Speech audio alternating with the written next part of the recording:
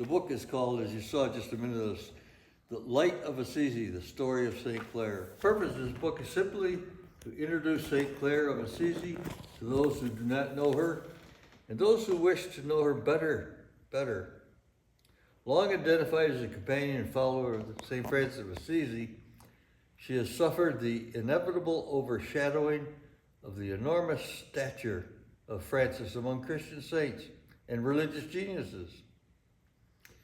European experts in early Franciscan history have long worked on important projects that preserved and extended our knowledge of St. Clare. The English-speaking reader was, however, rarely able to find sufficient material to have an accurate picture of her. In the last 50 years, that has changed. What was at first a small trickle of studies of her spirituality has turned into a steady stream of important works. A number of biographical studies emerged at the time of her 800th centenary in 1993. The most important contributions are the volumes that have given us excellent translations of her writings, primitive biographies, and related documents from the 13th and 14th centuries. Other publications of an academic stature help us discover more of the historical context or theological underpinnings of her writings. Finally, she also now has a wealth of poetry, music, art, and theoretical offerings to enrich her portrait. What has been missing in the midst of the rising tide of materials is a biography that can lead a reader from her birth to her death, simply telling her story while taking account of modern scholarship. And that is what this book tries to do. It is a very good one. We've all read it here. We've all had conversations with Margaret about it, and just a wonderful, wonderful book. That's great. That's great, Lou. Is there some reflections on St. Clare? No, not too many. The main thing, I mean, I'm no scholar of Clare, but the main thing is she lived 26 years after Francis' death, and she held together the original idea that Francis had. When Francis came back a couple of years before he died from Egypt and seeing the Sultan, see what he could do about stopping the war, he came back and found things changed with the order. And he was very distraught and very upset. And he realized, okay, that was supposed to happen, I guess. And then when he died, some of the older guys that really started with him or still around were really upset also. So she really held things together and kept things moving in the hearts of so many of the older Franciscans, especially, who were getting very discouraged with what was happening to the Franciscan image and ideal that Francis himself had. So that's my main thing about St. Clare. And her also, she started a religious order, and she wanted the privilege of poverty. That needs some explanation. Any women's religious order that formed was given donations of land so that they could have serf raise crops, some for them, but some for the monastery too. So that's how they supported themselves. They couldn't go out in the streets and beg like Francis did. They had to stay inside. So that's how they raised themselves. She didn't want that. She wanted no ownership. She wanted nothing. Her rule is all about that. She called it the privilege of poverty. Well, they would never approve her rule. And for years, they wouldn't approve her rule. Finally, she was dying. And the Pope came to visit her. And he says, "What can I do for you?" Yeah, like a sharp woman, she says, "Approve my rule." And he did. What is that rule, the privilege of poverty? Privilege is probably living with no property. Living just dependent on what the brothers would bring and beg and bring to them. Living on what they could, maybe linens that they sewed and sold or something. Things like that, you know. But not having a benefit, it's called a base of financial support that you can depend on. The privilege of poverty is not having that, in my understanding. And therefore, does that lead one to believe that she was dependent on God? Oh yeah, sure she was. Of course, all the time. She's a patron saint of television, I guess that's what they say, because one Easter vigil she couldn't get to it. She was very sick. And so she had to lie in the room. Well, the room, they all slept in the same room, just a big stone floor. They all slept in the same room, all the nuns. They all went to the service. She had to stay home because she's too sick. I guess there's probably another 2 or 3 to stay with her. But she saw the whole ceremony there on the wall or some way. She wasn't even present, but she saw it all. So they made her the patron saint of television, I guess. I always wondered that, as somebody who's in media. Yeah.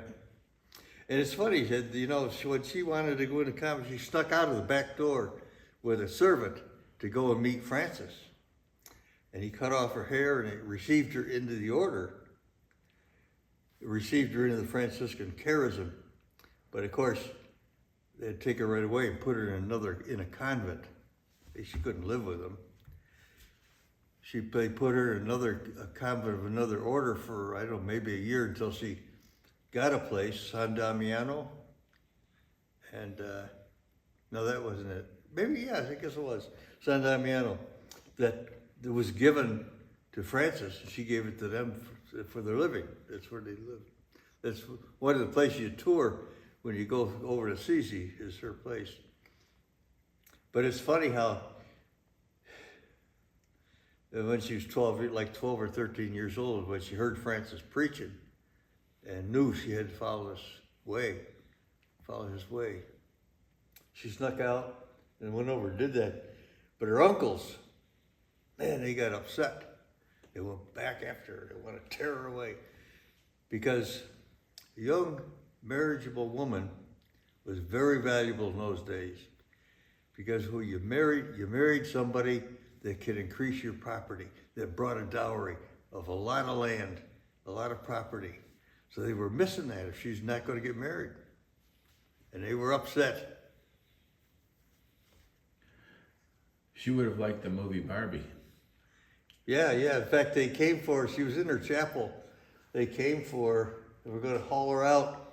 And the story is she just clung to the altar and it got so heavy they couldn't even lift her and move her. The way the story goes. But a lot of stories like that, are they true or not? Well, who knows? But what do they have to teach us?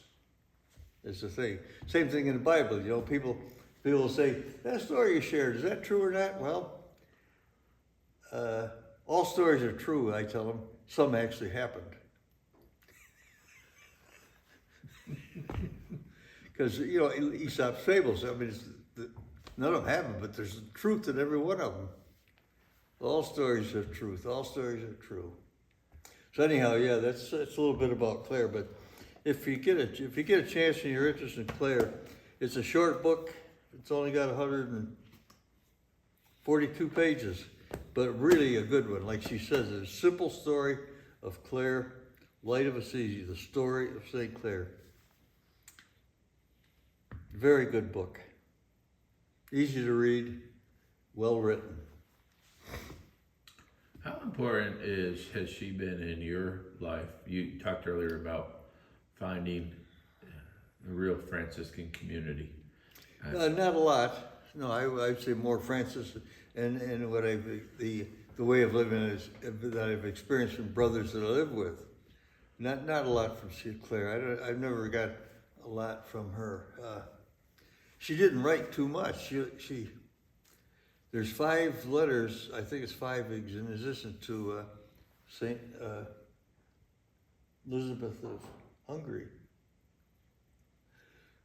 Right, we had Sister Margaret come to our Sojourners in August. Oh yeah. I had a letter to her Ermintrude, and she kind of broke that letter down to us and how she wrote letters.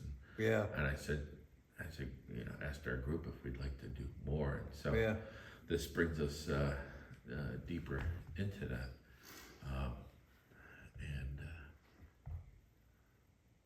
Yeah, so she gave you a good scope of Clare. She talked to you about Clare.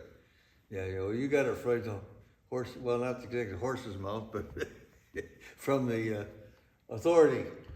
So, and this is what I come away with is. So we're headed into St. Francis feast day. Yeah.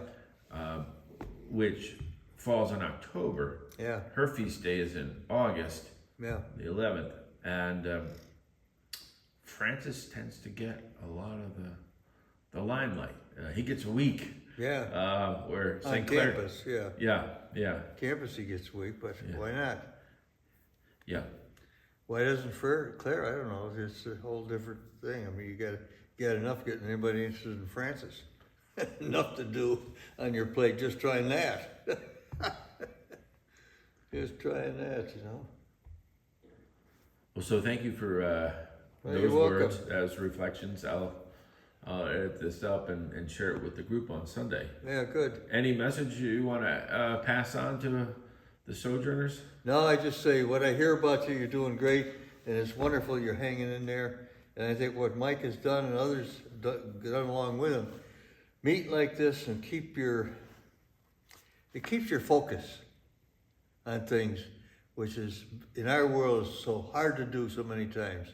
So something like you're doing, I don't know how often your meetings? Once a month, first Sunday. Once a month meetings is just amazing to keep that focus. It's like, you encourage you to continue the journey into the heart of God, I call it. And we do it together. One person, each of our hands, we march in together into the heart of God. And that's what our lives are all about. And we need something like Sojourners and so many other things that are available just to keep us centered and focused. Intentionality is the most important thing in prayer or trying to live the life of our faith. Intentionality. I was just reading, I won't mention the book. The author said, spirituality, our faith, is about paying attention to God. Not keeping rules. Not worrying about sin all the time. Paying attention to God. It might be by praising God when you see a flower, maybe by saying a rosary, maybe by going Mass every day, whatever. Paying attention to God through the day. So many, many different ways to do that. There's a mantra, which is a brief saying, that has been used by monks and people for centuries. Every time we start our prayer, we begin with it. O God, come to my assistance. O Lord, make haste to help me. Saying that through the day helps a great deal. I've used that. And another thing I might share with you too is something that actually came from Melody Beattie in a book called Beyond Codependence. She says, write 3 things down and put them on your mirror in your bathroom and you look at them every morning. And those 3 things are, today is enough. I have enough. I am enough. That last one's hard. Today is enough. I have enough. I am enough. Thank you, Lord. Amen.